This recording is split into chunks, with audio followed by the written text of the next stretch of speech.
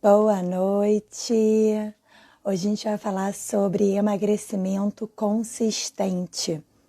Esse é o tema da nossa live de hoje e temos uma super convidada, que é a endocrinologista Juliana Garcia.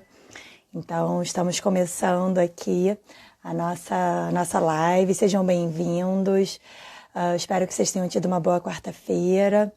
E eu espero que seja uma noite aí produtiva, da gente nós discutindo aqui, eu e a endocrinologista Juliana, pontos fundamentais do emagrecimento. Vocês devem ter visto, hoje saiu uma série de matérias falando sobre intervenção, manejo do paciente obeso, até por conta da diretriz clínica que foi publicada, a diretriz canadense que foi publicada ontem. Então, está dando o que falar. Alguns pesquisadores falando que dieta não adianta nada e mal interpretando a diretriz.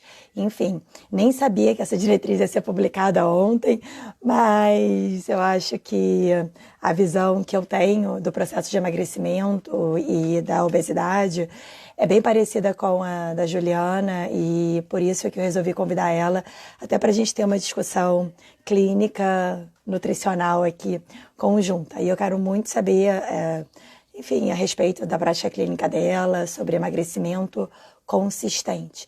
Né? Então, eu vou chamar a Juliana aqui, já vou apresentar ela também. Boa noite, mais uma vez, pessoal que está chegando, boa noite. Estou vendo a Camila aqui também. Seja bem-vinda, que bom. O pessoal que estudou até comigo na escola está entrando também. Deixa eu só... consegue conectar aqui direitinho.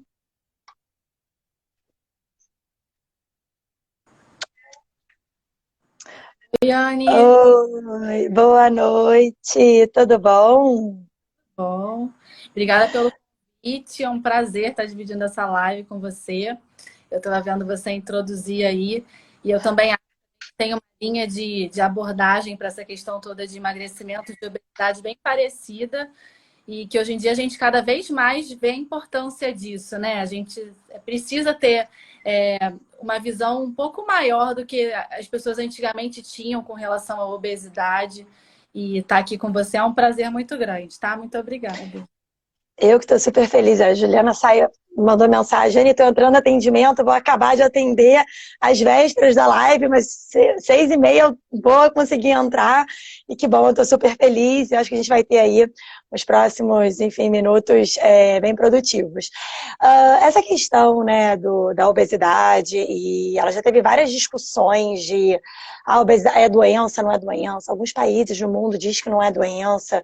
E aí tem toda a questão da gordofobia. Enfim, acho que a gente teria tema aqui para falar muita coisa sobre obesidade, mas acho que o foco é a gente tentar trabalhar a questão do emagrecimento consistente, né? Eu acho que para ter um emagrecimento consistente, tem alguns passos antes, né? Porque o que o paciente deseja é isso, e o que o profissional deseja é isso também. Agora, a obesidade, ela tendo um caráter multifatorial, né? São muitos fatores que estão associados, e isso faz com que a gente tenha que ter um olhar clínico para esses fatores, para que o paciente consiga ter esse emagrecimento consistente, né, que ele tanto deseja. Fala um pouco mais sobre alguns desses fatores. Eu sei que a gente precisaria ficar horas aqui falando sobre fatores, mas alguns que você trabalha de forma mais específica no consultório para garantir esse emagrecimento. Então, Anne, eu acho que na verdade a questão do peso é aquela imagem do iceberg, né? O peso é a ponta do iceberg e a gente vê que embaixo tem um contexto todo em volta. E até por isso que tem a questão de ser ou não ser doença, porque existem. A obesidade em si gera fatores inflamatórios, fatores que vão gerar outras comorbidades, e por isso acaba sendo algo que tem que ser cada vez mais intensiva a intervenção, não pode ser uma intervenção que seja só por uma questão estética, a gente tem que pensar no contexto todo de saúde. E aí eu penso muito na questão da medicina do estilo de vida. O estilo de vida é muito importante nessa abordagem, né? Então a gente pensar na questão emocional, nessa relação emocional que o paciente tem, na forma como ele come, o padrão alimentar dele, que isso vai ser individualizado pessoa para pessoa. A gente, naquela anamnese, né, tanto o nutricionista quanto o endocrinologista consegue tentar traçar um perfil daquele padrão alimentar dele para poder ver da onde que pode estar o erro com relação à alimentação. Mas além da questão da alimentação, vale a pena a gente pensar em atividade física, vale a pena a gente pensar quanto à questão do sono, se está dormindo bem, se não está dormindo bem, questão intestino, se o intestino está funcionando bem, se não tem uma boa microbiota intestinal, que cada vez mais a gente vê que tem essa questão, né? Se é uma pessoa que sempre teve a questão do peso como algo já de muito tempo, ou se é algo muito recente, se é aquela pessoa que depois de uma certa idade, por mudança de metabolismo, de rotina e tudo mais, que começou a ter esse ganho de peso, ou se já é algo que já vem aí arrastado desde a infância, desde a adolescência, com idas e vindas em dietas para lá e para cá, que também vai fazer diferença nesse contexto da abordagem de como você vai começar esse tratamento do paciente, né? E além das outras camadas também, né? Quais outras questões, quais que você comentou?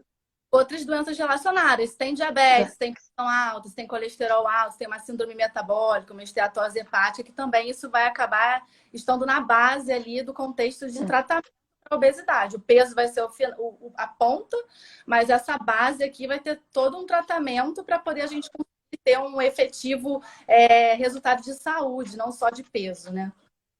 Isso é muito importante. Assim, acho que esse resumo eu acabei nem te apresentando, então vou te apresentar agora a Juliana, porque você começou a falar de todos os pilares da medicina do estilo de vida, e você usa muitos pilares em associação com a endocrinologia, né? Eu acho que tem educador físico que também trabalha assim, o Bruno é um grande exemplo para mim. Eu adoro e eu super, né? Semana passada eu fiz até uma live com a presidente da sociedade, atual presidente da sociedade do Colégio Brasileiro de Medicina do Estilo de Vida. Mas para quem não conhece, Juliana Garcia, endocrinologista, médica endocrinologista pelo IED e titulada pela Sociedade Brasileira de Endocrinologia e Metabolismo, né? E especialista em clínica médica, ou seja, a gente está falando aqui com o que existe de pessoas, né, com experiência clínica, formação, né, e que está longe aí, está avessa aos modismos, né? Então, a gente tem esse ponto que eu considero bem importante, você coloca que é fazer uma boa avaliação clínica desses determinantes de saúde para intervir não exatamente no peso corporal, até porque o peso acaba sendo muita consequência dessa intervenção nesses pilares, né, nesses fatores. E tem uma questão bem interessante que até apareceu no Guia Canadense, que foi publicado ontem, e já tinha aparecido em vários outros guias, então não tem novidade nenhuma, que é a questão do ask permission, né? De pedir permissão para falar sobre o peso, porque isso deve acontecer muito, possivelmente no seu consultório, no meu parece um pouco menos, enfim, talvez em outros médicos menos ainda, mas às vezes o paciente chega no consultório porque está com colesterol alto, mas tem uma obesidade. E ou ele já teve muitos insucessos no tratamento, ele nem quer falar sobre isso, ou ele se sente desconfortável porque ele acredita que vai escutar, você tem que comer menos e fazer mais exercício, ele não está mais afim de escutar isso. Então, não só nessa questão de uma bela investigação clínica, bem como na hora de intervir, a gente avaliar, né, o quão aberto e como que ele tem que sentir confiança no profissional que está junto dele, para ele poder contar essa história de como que ele ganhou peso, se teve algum fator desencadeante, né? Enfim, então, essa questão, porque às vezes o paciente vem pensando só nos 10, nos 20 ou nos 30 quilos que ele quer perder. Né? Ou ele vem com uma história de que ele já tentou e já fez sanfona algumas vezes, né? Perdeu, ganhou, e agora, né, tô indo em você porque eu acho que você vai me ajudar, né? Então, pulando de profissional em profissional, e eu acho que tem uma questão que você colocou, que é muito interessante, né? E é uma abordagem que a gente tem visto cada vez mais, que o paciente ele tem que entender que é uma abordagem intensiva, né?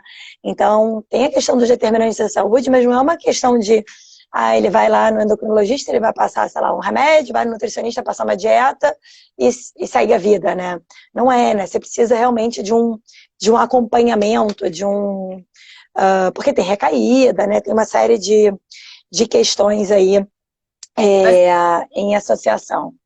Vai ser a longo prazo. Não adianta querer a dieta da moda, não adianta querer um resultado imediático, porque até pode ter o resultado, mas depois acaba caindo no efeito sanfona.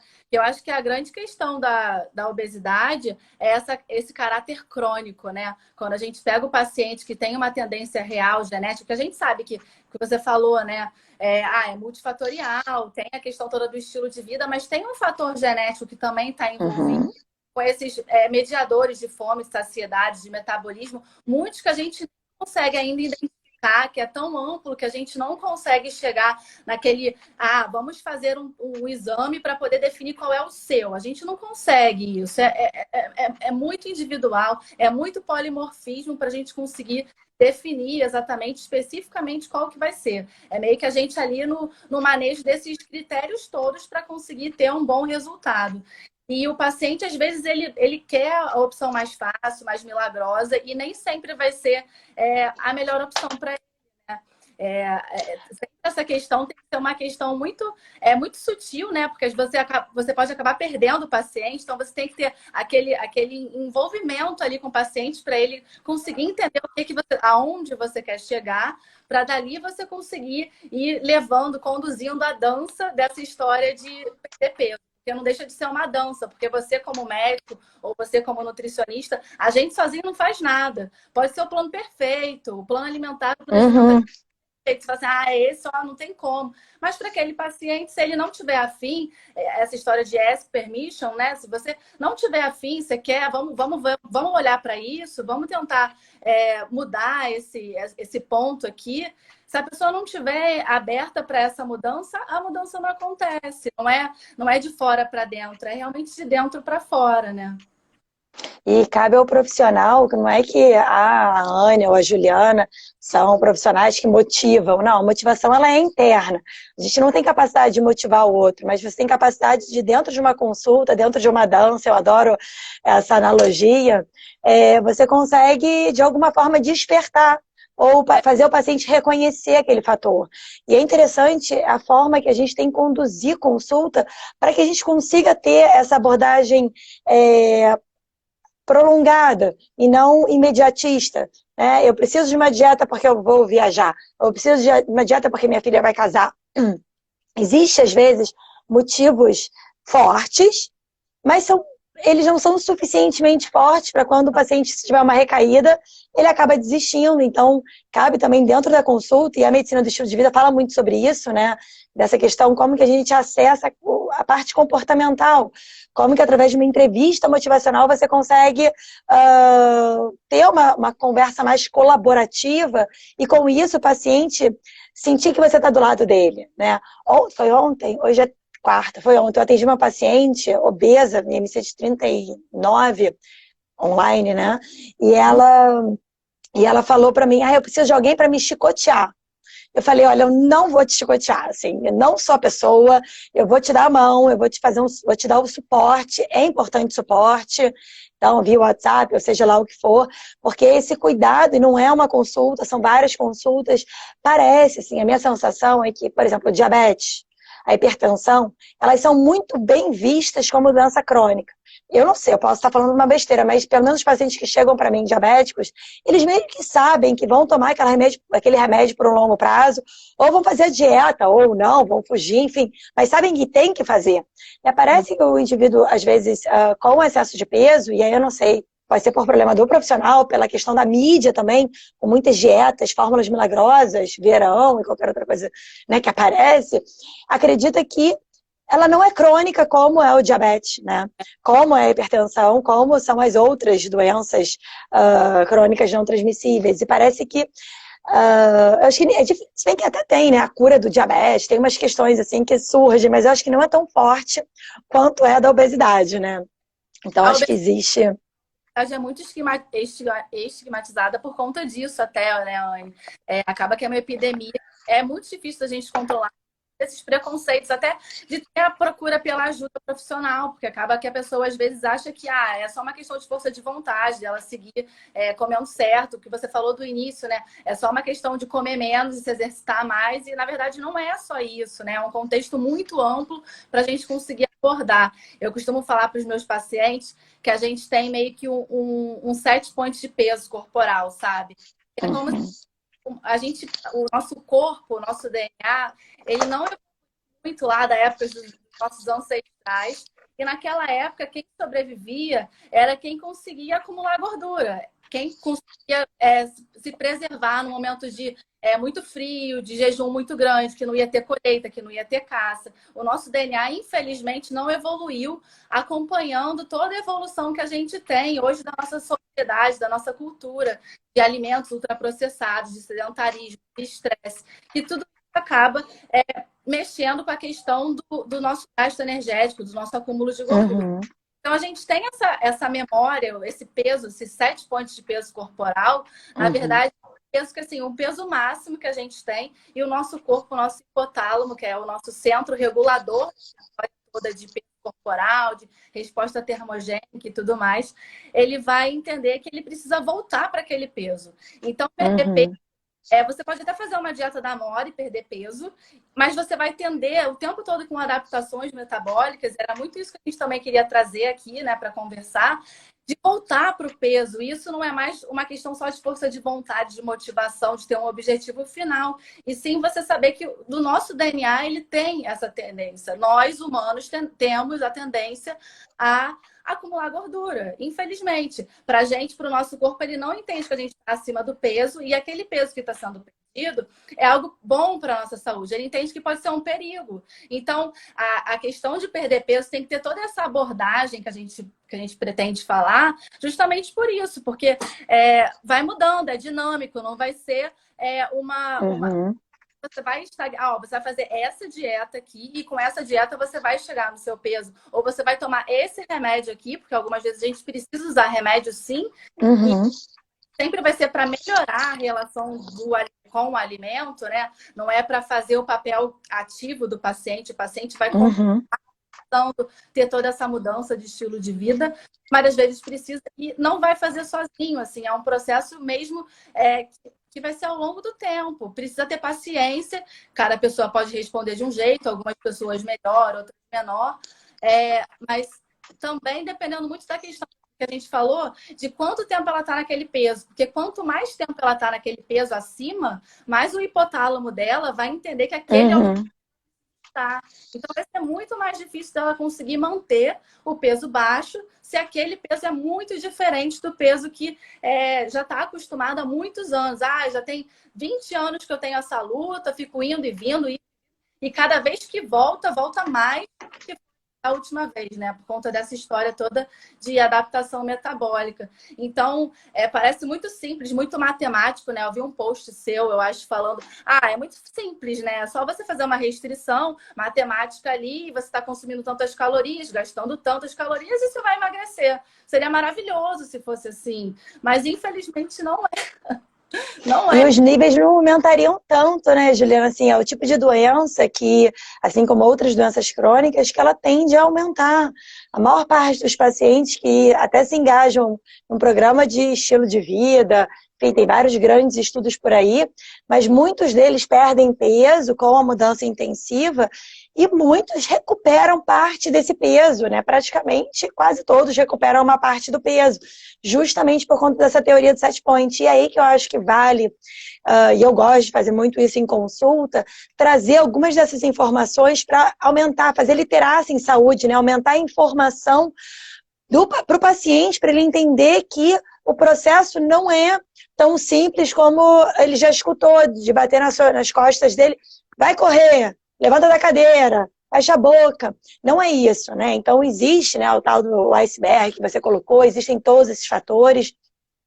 E existe também que nós somos seres humanos, a gente passa por fases, né, que são mais complicadas, isso impacta, de repente, em fazer menos exercício, em comer um pouco mais, e que tá tudo bem. Agora, se isso começa também a gerar alterações metabólicas importantes, a gente vai precisar buscar sempre a orientação. Então, essa questão do set point, tem estudo mostrando, né, mesmo depois você perdeu o peso, mesmo depois de 2 anos, os hormônios, eles estão alterados, assim, como se você sentisse ainda muita fome. Então você tá com aquele peso menor, mas o seu corpo tá dizendo assim, cara, come mais, né? Então tá lá PYY, enfim, grelina, leptina, está totalmente desregulado. Tem vários estudos mostrando. Então, o paciente tem que entender, ele perdeu peso, mas está sentindo muita fome. Vamos criar estratégias. E aí eu quero saber de você. Temos estratégias para baixar esse peso do set point? O que você usa aí no seu dia a dia? Então, Anny, eu acho que o primeiro é ter uma meta, conversar com o paciente sobre a meta, assim, logo você ser bem franco com ele e ser meta real, não ser uma meta impossível, assim.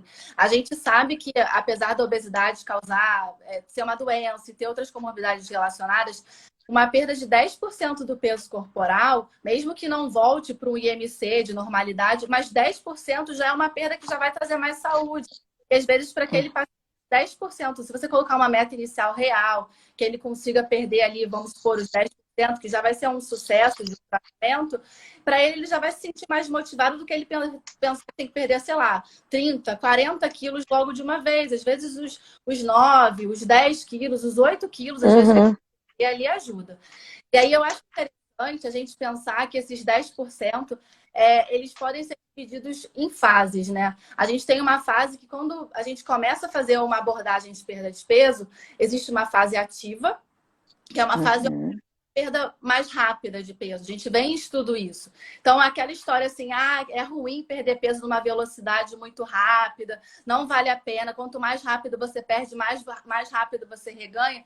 Não é verdade. A gente sabe que hoje em dia, quanto mais a gente tentar, no primeiro momento, quando o paciente te procura, naquele momento está incentivado, está motivado, seja por conta de um casamento, seja por conta... Mas ele tiver um bom profissional do lado, que vai falar assim, vamos lá, vamos perder peso, e coloca para perder peso, isso ajuda muito. E aí, assim, uma meta assim, que eu tento criar é no primeiro mês, de repente, de perda de peso, uma boa resposta é perder pelo menos uns 3, 4% do peso inicial. Tem estudos falando que mais de 2% de perda nesse primeiro mês, isso vai ajudar com que a longo prazo ele consiga ter uma maior manutenção do peso perdido. Então, no primeiro mês, vamos lá, 2%, 3%. No segundo mês, 6% do peso. Então, o tempo todo tem que ter uma perda progressiva ali nos primeiros ativa por média, assim, pelos estudos, e o que a gente vê até na prática clínica mesmo, é mais ou menos de 4 a 6 meses que vai acontecer. Então, é um período inicial mesmo, para a gente pensar a longo prazo. Então, é quando o paciente vê resultado, as pessoas comentam, olha, você está perdendo peso. Eu acho que é muito importante nessa fase a gente ter a questão da alimentação, ter uma reeducação alimentar, com melhora da relação com o alimento, para o paciente entender que ele pode sim fazer uma restrição calórica, mas tendo prazer naquela alimentação, tendo uma alimentação com variedade, colorida, mudando o hábito. Nesse momento motivado, eu acho que é muito importante já começar essa introdução de mudança de hábito, porque ele está vendo vai ser mais fácil dele conseguir automatizar essas mudanças. Atividade física, não tem como a gente pensar em perda de peso sem atividade física. Pelo menos no primeiro momento, nessa fase, a dieta vai ser primordial, é o ponto-chave. Não adianta fazer atividade física sem fazer dieta. Mas, às vezes, sem fazer atividade física ou com uma atividade física leve, para começar um processo de mudança de hábito, já vai ser o suficiente nessa fase ativa. Então, a gente tem de fazer aquela historinha de 150 minutos por dia, seja uma caminhada, o que for mais tolerável para o paciente, para não ser uma punição, para a paciente não achar que é um chicote, como a sua falou. Não é para ser um chicote, não é para ser um castigo essa história, né? Então, gosta de dançar, gosta de andar, gosta de ao ar livre, não gosta de academia, tentar ver ali aonde que o paciente vai se achar para poder sair, de repente, de um sedentarismo e conseguir aproveitar essa fase ativa perda de peso, com melhora da reeducação alimentar. Então, essa é a fase que assim, tem que tentar ao máximo otimizar e perceber. Eu acho que ter a humildade, né, Anny, de quando assim, você como profissional, você está vendo que não está perdendo peso, não está dando certo, muda a estratégia. Não fica achando que é às vezes até tá? Às vezes até o paciente não tá meio focado, não tá fazendo. Mas a gente tem que tentar mudar a estratégia, porque se daquele jeito não tá dando certo, não adianta insistir. A gente precisa tentar de outra forma a nossa dança para poder conseguir dali ter um bom resultado de parceria mesmo com ele, para ele se motivar vá cada vez mais mudanças. Não tem como continuar como era antes, tem que mudar, mas a mudança para ser automatizada e solidificada, ele precisa estar muito Uhum. naquele processo, né? Não pode ser algo que seja um castigo de cor. Super concordo, assim, você falou coisas importantíssimas aqui, desde você, né, fazer o que a gente fala, né, do atendimento centrado no paciente, porque às vezes a gente tem uma dieta, depois eu vamos tentar responder algumas perguntas aqui também que estão surgindo, mas às vezes a gente fica, não, eu sempre gosto de prescrever low carb, eu tenho um bom resultado. Tá, mas quem é aquela pessoa que está sentada na sua frente e está buscando ajuda? Qual o padrão alimentar dela? Então, hoje, o que está presente nas diretrizes, esse guia canadense, ele fala muito claro, ele usa exatamente esse termo. Alimentação baseada em evidência, né? Então, é essa e que seja, que tenha adesão por parte do paciente. Então, ele não traz na diretriz que tem que ser low carb, que tem que ser cetogênica, ou que tem que ser vegetariana, ou qualquer outra coisa. Então, você vai ter que escutar muito qual é a história alimentar dele, né? Lógico, se estiver só ultraprocessado, você vai conversar, vai fazer literacia em saúde, vai orientar sobre aquele padrão alimentar. Mas normalmente a gente vai precisar, né, fazer uma dobradinha ali e tentar pegar a evidência e tentar aplicar para aquele indivíduo que está ali com aquela história.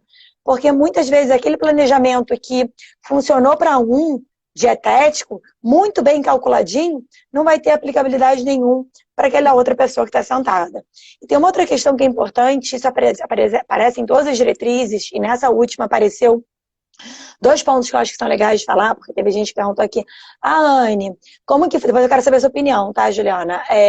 A Anne não, porque eles perguntaram pra gente, mas eu já tô achando que foi pra mim. Eu falar de dieta, cálculo de dieta, eu já acho que é uma afinetada. Não, tem muitos nutricionistas que não trabalham com cálculo de dieta. Então, assim, tem uma questão que é muito presente em qualquer diretriz, seja europeia, canadense, americana, brasileira, tem que fazer restrição calórica. Então, assim, não dá para inventar moda em 2020, não dá para você, sei lá, ter uma cabeça de, sei lá, 1912, não sei quando que inventaram isso. Então, assim, a mudança comportamental, você trabalhar o comer consciente, comer com atenção plena, comer intuitivo, gente, é importantíssimo, mas isso não exclui o cálculo. Como que você vai só fazer ajuste de pão integral para pão branco, ou vice-versa, na verdade, para arroz branco, para arroz integral? Isso não promove perda de peso. Você pega a diretriz americana, ela é muito clara. Tem que ter restrição calórica. Diretriz brasileira, como você vai fazer restrição calórica só dizendo o paciente melhorar aqui, melhorar ali? Né? É claro que você não vai passar a sua consulta, eu falando como Nutri, né? Inteira só com foco ali nos macro e micronutrientes. Você tem que olhar para aquele indivíduo, para o padrão dele, mas você precisa ter uma ideia de que prescrição é essa que você está dando para ele, ou que tipo de meta você está estabelecendo com ele, né? Para poder ter um senso e não ir contra as diretrizes. Aí você pega qualquer uma delas, fala que é fundamental, pelo menos da forma que eu leio, que às vezes a gente lê da forma enviesada, né?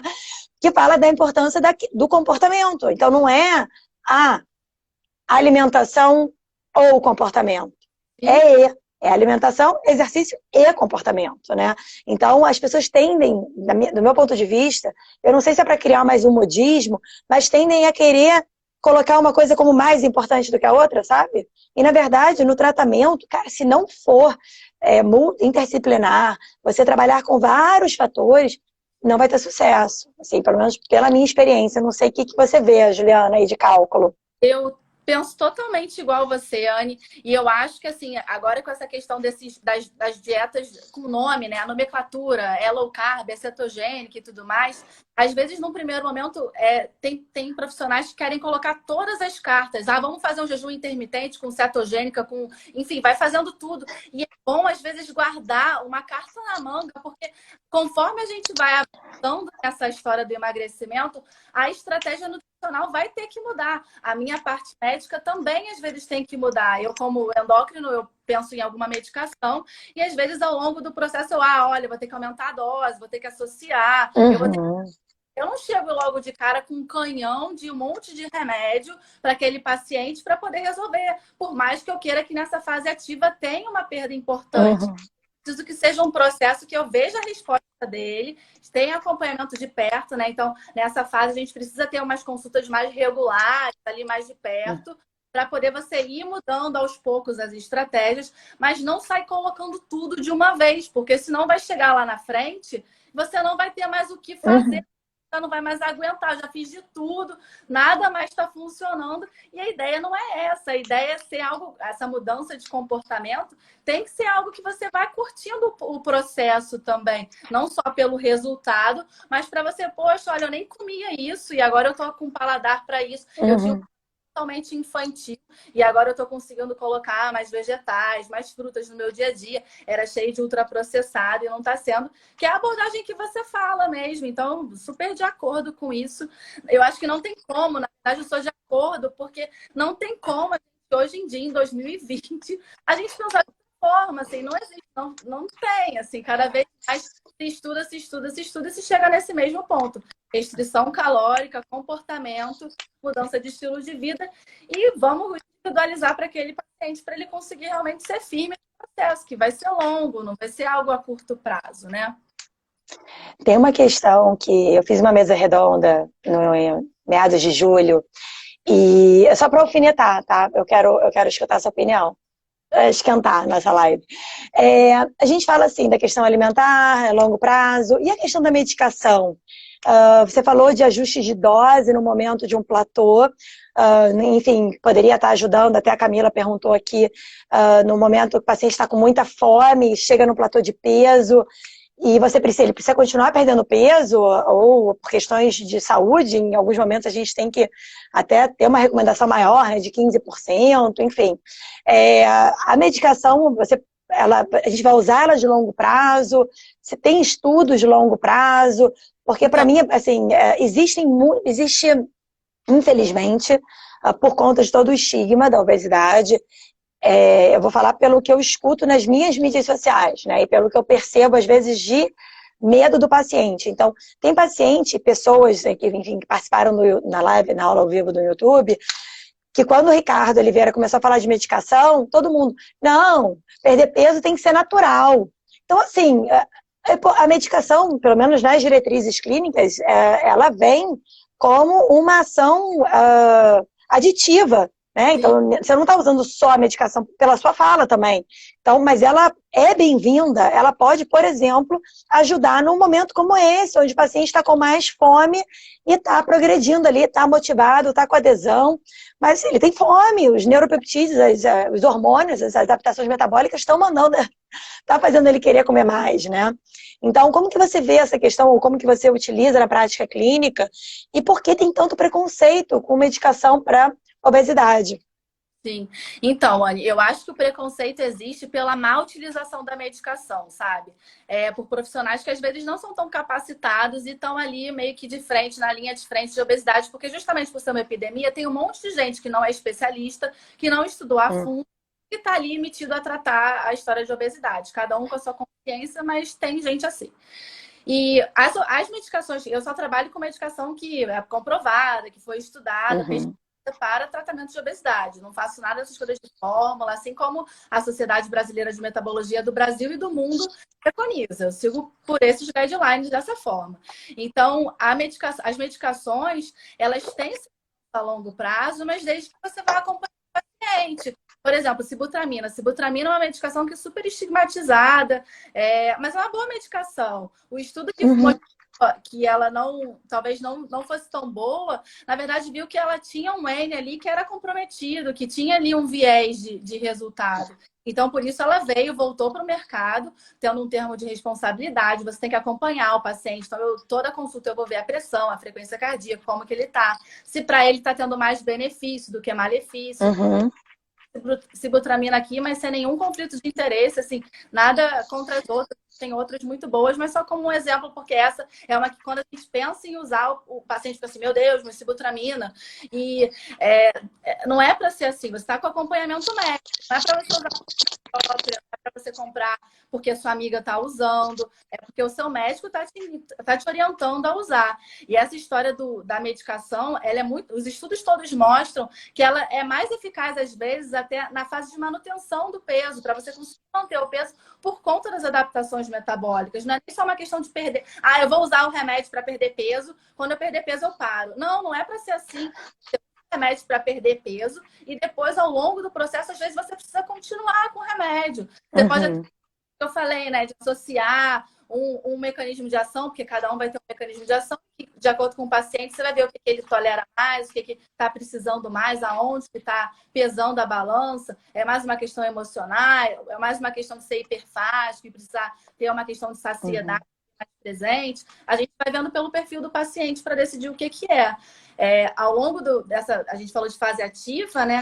E aí, depois de uma fase ativa inicial, entra numa fase que ele já começa a entrar num efeito platô, que é mais ou menos ali um ano depois que já perdeu um peso, já começa a entrar numa fase que o peso não consegue, você não consegue, você continua fazendo sua alimentação, atividade física, tomando seu medicamento, se for o caso, e você não está conseguindo mais perder peso. E é a hora que, às vezes, o paciente até se desmotiva, fala assim, poxa, eu estou fazendo tudo e não estou conseguindo ter um resultado. E é muito importante nesse momento a gente pensar que mais do que só gordura de peso, a gente perder gordura de peso, a gente tem aumento de músculo, né? De massa magra, por conta da adaptação metabólica. Quando eu tô aqui falando de adaptação metabólica, mas só para todo mundo entender, essa adaptação metabólica, o que é? Para cada 1 quilo de peso, mais ou menos, que a gente perde, o nosso metabolismo, ele cai. E a nossa fome aumenta em 100 quilocalorias a fome. Então, independente de você estar com remédio, com dieta, a fome vai aumentar e o metabolismo vai... É da nossa natureza isso, não tem jeito. Então, o medicamento, ele pode ajudar, por exemplo, a controlar essa fome que aumentou ali. E melhorar o perfil alimentar, porque às vezes a pessoa nem percebe que está comendo a mais. A pessoa está ali dando aquela sabotadinha de leve, mas é saudável. Mas mesmo sendo saudável, ela já tem hábito alimentar.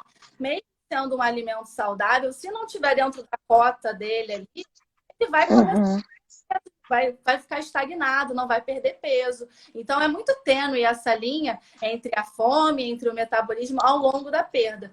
E eu falei da fome com os remédios, e tem estratégia nutricional também, né? A gente tentando alimentar, mudando estratégia nutricional, ou alimentos que são mais sacietógenos, enfim. Mas a questão da adaptação metabólica com o metabolismo caindo, a grande diferença é a atividade física com ganho de massa muscular. Então, a gente sabe que grandes perdas de peso, você precisa focar também na massa muscular, nesse paciente ter músculo. Então, não adianta só fazer restrição calórica sem qualidade, né? A gente precisa ter qualidade para poder ter formação de músculo junto com a atividade física. Que aí o músculo sinaliza, essa conversa hormonal acaba sinalizando para o corpo que, olha, não é para você cair com o metabolismo, esse metabolismo não é para cair. Vamos continuar queimando isso aqui, não é para parar. Então, você me perguntou de estratégia, uma das questões que eu fico vendo na prática clínica é a questão da tá perdendo peso. Tudo bem que vai, num primeiro momento, perder um pouco de massa magra, sim. Mas eu preciso que tenha uma certa estabilidade e que eu consiga aumentar. A gente vê que, ao longo de, seja qual for o tratamento, seja qual for o remédio, os bons resultados são pacientes que, na primeira fase, perdem bastante e que, naquela fase ali que está chegando no platô, começa a aumentar a massa magra, com exercício, com, às vezes, suplementação, se for o caso, para não ter tanto acréscimo calórico. Mas sempre com alimentação em primeiro lugar, né? Suplemento em segundo lugar, para dali mexer com o metabolismo e ele não continuar naquele efeito platô ali. O efeito platô sempre pega a gente, né, Anne? Você também deve sofrer muito com ele aí no seu... Sempre. E essa questão, acho que é bem interessante que você colocou, das fases. Porque às vezes o paciente ou o próprio profissional, ele quer que o paciente perca gordura e ganhe músculo. E é muito difícil que isso ocorra tudo logo no início de um tratamento. Então é melhor, cara, prioriza um ponto. Não é que você vai fazer um paciente perder muita musculatura, não é isso. Ele vai manter o exercício que ele estiver fazendo. Mas priorizar a perda de peso e depois entrar num segundo ciclo de tratamento. Eu uso muito a palavra ciclo, mas é sinônimo de fase, né?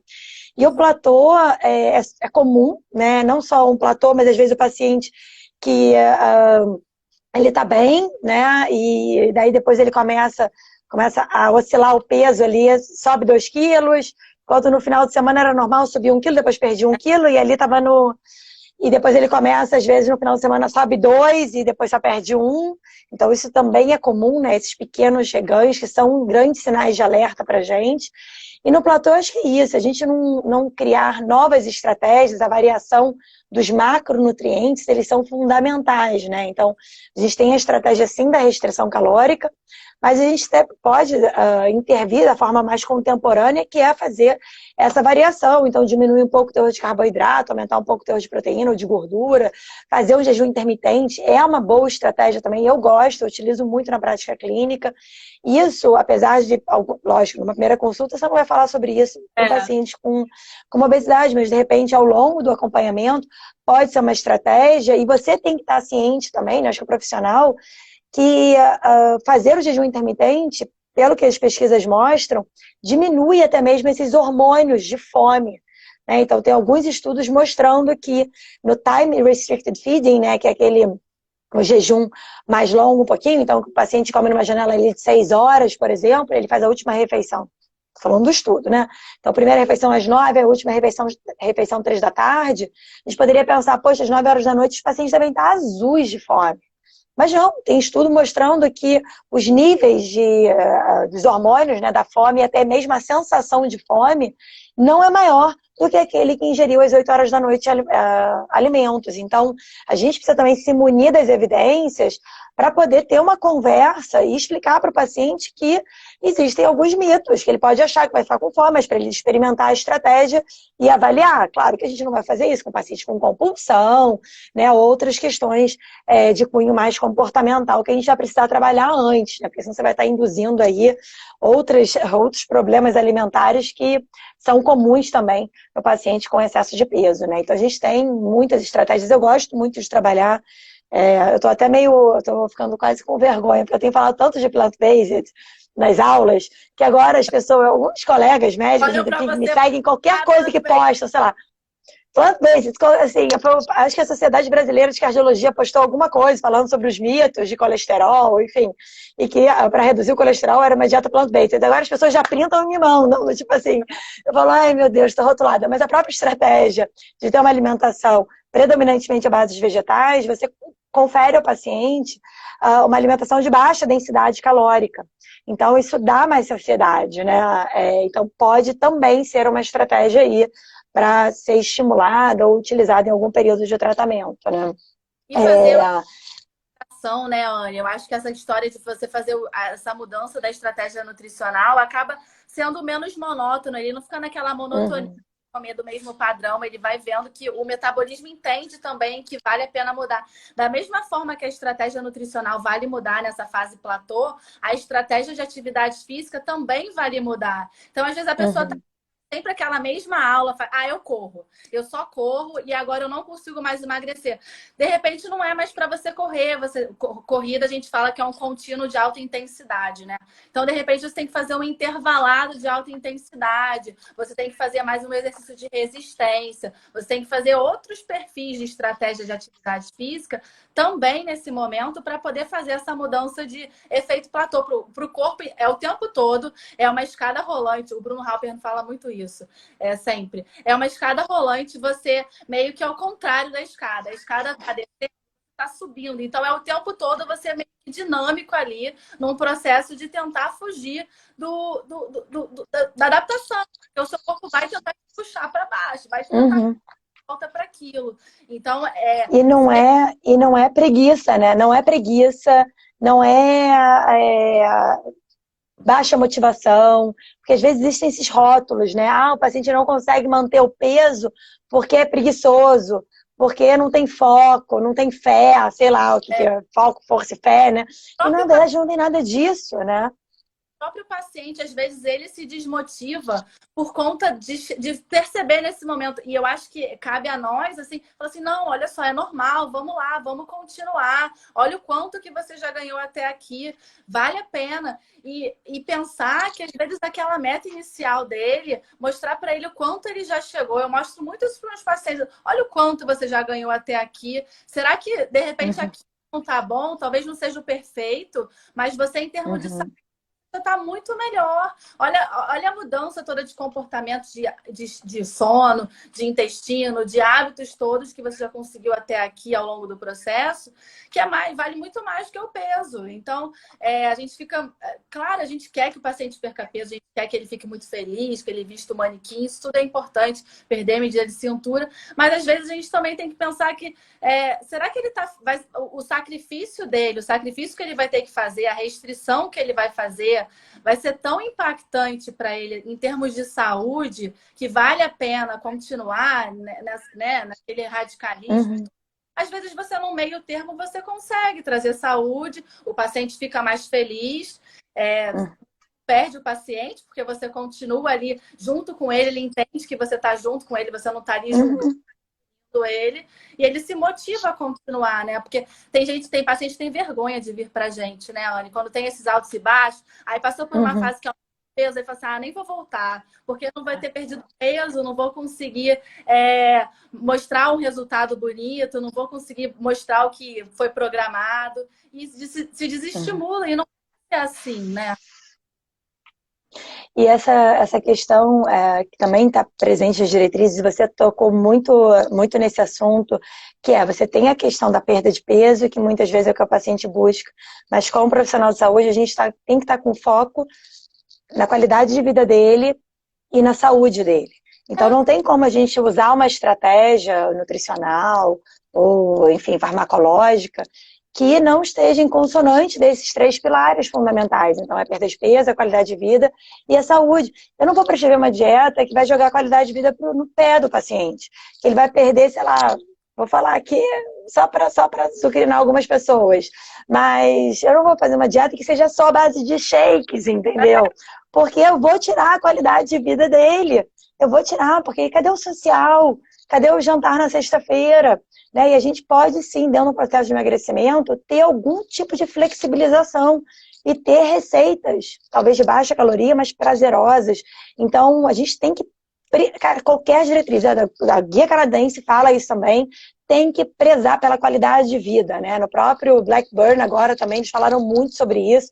Então, foca nos três. O paciente, ele busca só perda de peso, você como profissional de saúde traz qualidade de vida, saúde e a perda de peso. Então, muitas vezes, você, né, colocou isso no começo, uma perda de peso de 5 a 10%, você já traz saúde. Você já diminui a estetose hepática, você ajuda no controle glicêmico, uma perda de peso de 15%. Tem alguns pacientes que até fazem remissão do diabetes, né? Tem um grande controle e até em alguns momentos se retira a medicação, como a gente tem alguns estudos mostrando. Então, a gente tem que ter clareza e esse cuidado ao escolher uma estratégia. E uma coisa também, para dar uma alfinetada em pessoas, que eu adoro, né? Dependendo do meu dia, hoje meu computador estava muito lento, então eu estou meio querendo alfinetar. Então, essa questão do metabolismo cai, né, que você falou. E a estratégia vamos fazer exercício para aumentar esse metabolismo. Porque vai ter produção de miocina, e essas miocinas vão trazer uma série de benefícios à saúde cardiovascular, que não só a questão do peso corporal. Agora, o que as pessoas da minha área, por exemplo, buscam muito? Termogênicos. Vamos entrar com termogênico para aumentar esse metabolismo. Vamos dar água com canela. Né? Já ouviu isso? Vou dar própolis, sei lá o que. Café, gente! canela com pimenta, com cúrcuma, com não sei o quê, com... Tem alguma diretriz, Juliana, que eu não conheça de endocrinologia, por favor, que fale em suplementos termogênicos validados no processo de emagrecimento? Pelo contrário. Pelo contrário. Cada vez mais a gente vê, assim, desde muito tempo, nos Estados Unidos tem muito desses suplementos prontos, né? Que o pessoal até fica importando de lá, no Brasil não vende, vamos trazer de fora. Tem pacientes que compram mesmo. E cada vez mais a gente vê que eles aumentam chances de arritmia, de hipertensão arterial. Eles são, às vezes, acrescentados de outras substâncias que vão trazer mal. E a perda de peso é muito insignificante. Assim, comparado com o risco que a pessoa se expõe, não, assim, não é isso. Da endocrinologia, a gente nunca vai prescrever um termogênico para perder peso, não é por aí que vai. Não vai ser isso. Tem muito paciente que vem e fala assim: eu preciso de alguma coisa para ativar o meu metabolismo, minha tireoide não está bem, preciso tomar hormônio para tireoide, é outra questão também, né? Agora eu puxando aqui, dando as minhas alfinetadas também para mim. Tem gente que fala assim, ah, tomar hormônio da tireoide para emagrecer, preciso dar uma ativada. E não é isso. Se você coloca hormônio da tireoide, acaba que perde músculo, ele faz um catabolismo. Você vai aumentar a chance de ter Uhum. pressão alta. Então, não é só a tireoide, é muito mais o músculo que a tireoide. São os mitos assim que ficam ali entranhados, enraizados, que não tem evidência nenhuma, não tem segurança nenhuma, assim, e continua, passa ano, entra ano, e o pessoal tenta dar um jeito de, não, mas esse aqui não resolve. Não tem, infelizmente, não tem essa fórmula mágica. E assim, eu acho que a grande fórmula mágica, você trouxe, acho que na primeira frase da sua fala, que é a questão, a gente precisa buscar a causa, né? A gente precisa tratar a causa. O que está gerando esse excesso de peso? Que às vezes a gente quer tratar ali o peso, na verdade a gente precisa entender qual foi o fator desencadeante, quais são os fatores encadeantes. Por mais que a obesidade ela é multifatorial, ela é poligênica, né? Não dá para a gente ficar fazendo intervenção dietética de acordo com o polimorfismo também em 2020, talvez em 2000 e... Nem sei se no ano de 3000 a gente vai conseguir. Mas hoje não dá, porque não tem comprovação nenhuma. Você pega o Diet Fit, você pega qualquer pesquisa, gente. É porque as pessoas, se tem mais de, sei lá, 10 mil seguidores, 50 mil, não sei. Parece que aquela pessoa aí fala de genética, parece que a genética é a coisa mais importante. A genética, ela é importante. A obesidade é uma doença poligênica. Ninguém vai dizer ao contrário disso. Agora, a gente não tem, por ser poligênica, são muitos genes, muito mais do que são avaliados nos exames, e a gente não tem informação nenhuma para estar trabalhando com nutrição de precisão no sentido de manipulação de alimentação de acordo com o perfil genético. Porque você pode até, mas o meu paciente teve resultado. Tá bom, se você não tivesse feito o exame genético, você também teria tido resultado. Então tem muitos estudos com avaliação, né? O Diet Fit é um deles, mas tem outros estudos que comparam uma dieta preparada com base na genética e outra dieta avaliada, organizada, né, pelos profissionais ali que acompanharam os pacientes, através de exames laboratoriais, antropometria, história clínica. A perda de peso foi similar. O exame genético não proporcionou absolutamente nada em relação ao processo de perda de peso. Pode ser que no polimorfismo do ácido fólico, enfim, tem questões, não estou desprezando a genética, não. Agora, em doenças poligênicas, como obesidade, diabetes, enfim, ainda é muito complexo a gente utilizar, né? Teve um paciente meu que veio, aí ele falou assim, ele tem compulsão alimentar. Aí ele falou assim, porque uma conhecida minha foi numa determinada médica e a médica pediu um exame genético e mostrou que tinha compulsão alimentar. Eu quero fazer. Eu falei assim, olha só, eu não preciso, porque eu sei que você tem. É clínico, assim, eu consigo aqui... É clínico. Eu consigo ver que eu converso com você, eu não preciso de um exame aqui, eu vejo você. O exame só vai falar assim, você está certa, mas não vai mudar minha conduta continua sendo. Porque você tem compulsão alimentar, o perfil que eu vou tratar vai ser um transtorno de compulsão alimentar periódico, entendeu? Então, assim, as pessoas ficam muito ligadas nessa questão, eu acho que da venda, né, do exame, de ter ali a comprovação, e às vezes perde a base da história, porque a base da história é você entender aquela pessoa. Clínica. E, Juliana, e se você faz um exame de sangue e dá que não tem o polimorfismo da compulsão? A pessoa tem critério. Exatamente. Tô nem aí, tô me lixando para esse exame genético, não faz diferença nenhuma. O critério não é genético, o critério é o diagnóstico clínico. Então, assim, acho que as pessoas é a raiz, né? Vamos para a base. Sim. Porque se a gente ficar fazendo, floreando muito o caminho, aí fica caro, né, com muitos suplementos, muitas dietas da moda, muitos alimentos industrializados do bem, mas são caros. Isso acaba afastando o paciente do resultado, né? E a gente tem que trazer todo esse contexto que às vezes vai ser melhor ele pagar. Falando também para alfinetar. Pagar um personal ou pagar uma boa academia de dança, sei lá, quando for liberado aí na pandemia, do que ele gastar às vezes R$1.000 com suplemento. Ele gasta R$1.000 com personal, entendeu? Assim, eu prefiro, eu brinco, né? Às vezes, sua consulta é cara, tá, mas eu não prescrevo R$1.000 de suplemento, então, entendeu? Porque, assim, é o tipo de, a forma, é melhor ele gastar comigo ficar vitaminando a privada dele, né? Porque vai tudo pro... Ou então trazendo prejuízo. Gente, daqui a pouco o Instagram vai expulsar a gente, Juliana. Conta aí, o que mais que você quer fazer Quer falar mais alguma coisa, assim? Eu acho. Então, eu acho que a grande questão é a gente pensar que quando questão de perder peso, tem que pensar que vai ter adaptação metabólica, que vai entrar em efeito platô, todo mundo. Então, a gente tem que pensar que naqueles primeiros meses que o paciente procura, focar de fazer da melhor forma possível. Não vai naquelas de fazer, tá fazendo mais ou menos. Não é fazer mais ou menos, tem que fazer certo.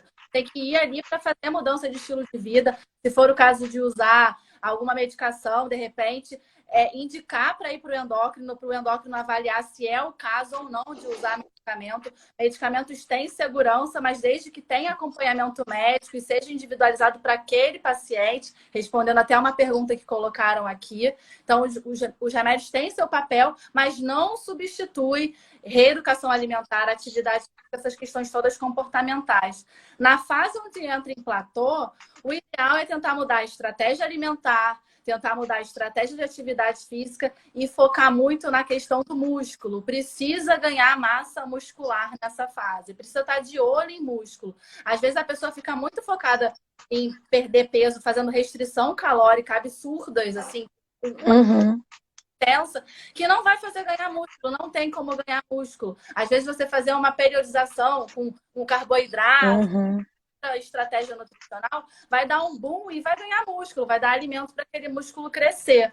E depois, na fase lá, quando já atingiu o peso, ter um peso de alerta. Você ficar de olho e ensinar o seu paciente a se pesar, a ver na roupa, para poder, se passou 2 quilos acima, não deixar a coisa ir rolando, pensar que, ó, 2 quilos, volta, tem que voltar, não pode ficar sem se pesar, não adianta ir de olho fechado, dirigindo na estrada da manutenção do peso, porque não vai dar certo. Assim, tem que estar de olho, monitorando o peso e vendo ali as sabotagens, né? Se está segurando, tem que prestar atenção onde que dá para cortar mais para conseguir manter o peso perdido.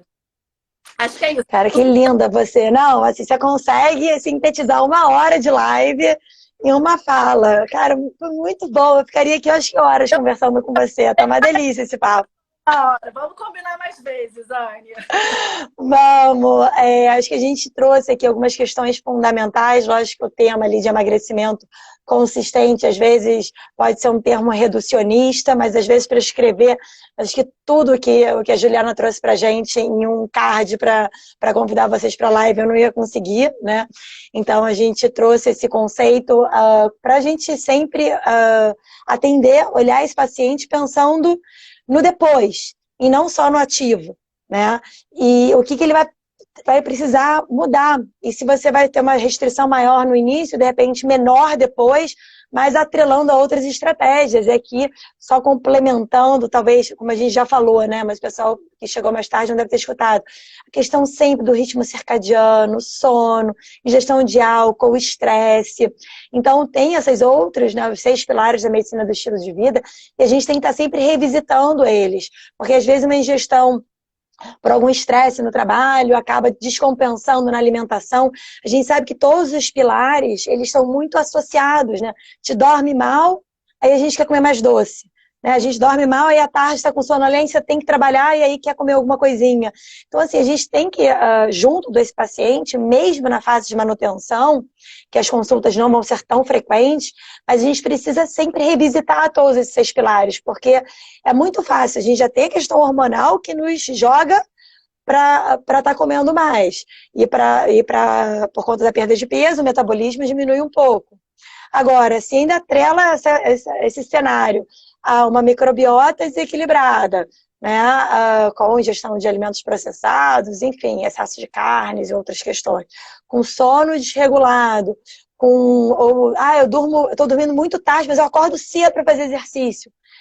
Você vai chegar uma hora que vai descompensar, né? Então a gente tem que estar sempre fazendo esse autocuidado, essas reflexões, e muitas vezes nas consultas de acompanhamento, mesmo com o peso, enfim, que o paciente desejava, ou que a dupla, né, paciente médico, paciente nutri, decidiu ali qual seria um peso bom para o paciente, 10%, 15%, mas que ele mantenha esse acompanhamento, que não seja todo mês, que seja de 3 em 3, de 6 em 6. Então, você vê que todas as pesquisas clínicas, né, grandes pesquisas, propõe esse acompanhamento aí nessa segunda fase. Sim. Ela talvez seja mais importante do que a primeira, né? Claro, entendendo que a primeira, a proposta é perder ali o máximo de peso para baixar esse peso platô. Gente, quem não baixou ainda, quem não baixou não, quem não leu o guideline que foi publicado ontem, não deixa de ler. Na verdade, ele não traz muitas novidades frente às últimas diretrizes, não.